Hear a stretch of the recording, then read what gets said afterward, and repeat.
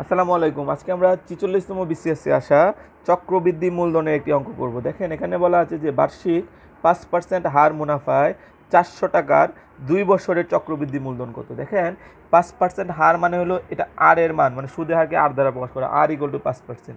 ৪০০ টাকা মানে এটা হলো মূলধন পি, আর ২ বছর মানে সময় এন।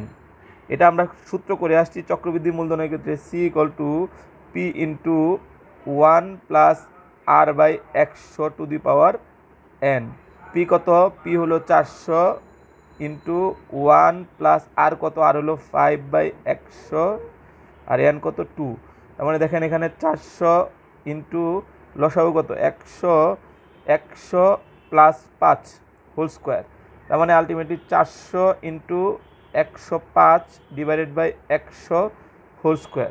তার মানে 400 ইন্টু 105/100 হোল স্কোয়ার, মানে এটা 105/100 কয়বার আছে? 2 বার আছে। এখন কেটে দেন, এই 2 শূন্য এই 2 শূন্য কেটে দেন, 5 দেখা দেন 5 20 100, 5 দেখা দেন 5 21 100, 4 দেখা দেন 4 5 20, 5 দেখা দেন 5 21 100, 21 গুণন 100, তার মানে হলো 441। দেখেন এখানে আমরা কিন্তু লাস্টে কি পাইলাম? লাস্টে পাইছি এই যে এটা 400 ইন্টু 105/100। এটা আমরা শর্টকাট ইউজ করতে পারি। দেখেন মোট মূলধন কত? 400 ইন্টু 5% মানে কি 105 বলা যাবে, 105/100। এন এন মানে কত? 2 না? তাহলে 105/100 আমি 2 বার লিখবো। এভাবে করেও শর্টকাট করা যায়, তাই না? এখন কাটাকাটি করলে আপনার 441 আসবে। অথবা আপনি যদি চান যে ভেঙে ভেঙে করবেন, প্রথম 1 বছরে বের করবেন, 2 বছরে বের করবেন। দেখেন আমি যদি 1 বছরের জন্য বের করি, তাহলে 1 বছরের জন্য সুদ কি? I equal to PNR/100। এটা তো সূত্র ছিল সরল সুদের ক্ষেত্রে। 1 বছরে প্রথম বের করবো। পি কত? 400 ইন্টু এন কত?